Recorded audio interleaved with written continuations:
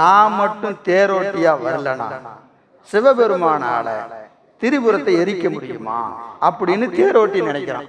நான் மட்டும் வில்லா வரலேனா, நான் மட்டும் அம்பா வரலேனா, நான் மட்டும் குதிரையா வரலேனா, இப்படி அங்க இருக்கிற ஒவ்வொருவனுக்கும் என்ன நினைப்ப, நான் இல்லைன்னா இந்த காரியம் இல்லை. சரிங்களா? பெருமான் இப்படி இழுத்தவர் பார்க்கிறாரு, எல்லாம் என்ன நினைக்கிறாங்கன்னு அவருக்கு தெரிஞ்சது. என்ன செஞ்சாரு? புடிச்ச அம்ப விடல, சிரிச்சார். இறைவன் சிரித்தார், முப்புறங்களும் எரிந்தது. முப்புறங்களும் எரிந்தது. இது புராணம். புராணத்தில் இன்னும் விரிவா, நல்ல கந்த புராணத்துல ரொம்ப விரிவா எழுதியிருக்கிறார். கச்சிப்ப முனிவர் ரொம்ப விரிவா எழுதியிருக்கிறார். இப்ப இந்த புராணத்திலிருந்து நம்ம புராணம் ஒரு பக்கம் வச்சுக்கங்க.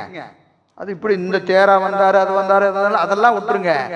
இது புரிந்து கொள்ள வேண்டிய செய்தி என்ன அப்படின்னு கேட்டீங்கன்னா, இறைவன் திருமுன்பாகத்தான் மும்மலம் அழியும்.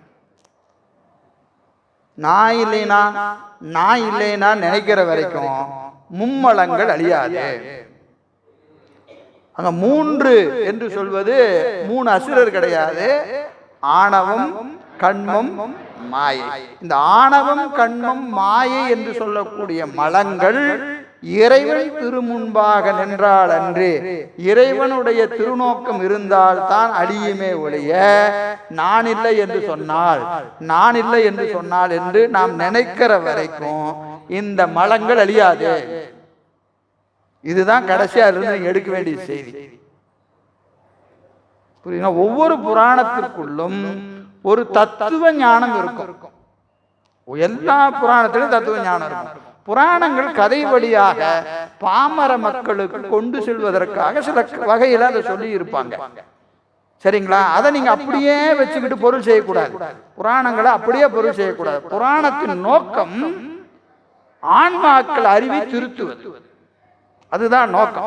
அப்போ நம்ம சொல்றோம், இப்போ ஒரு திரைப்படம் வருதுன்னு வைத்துக்கொள்ளுங்க.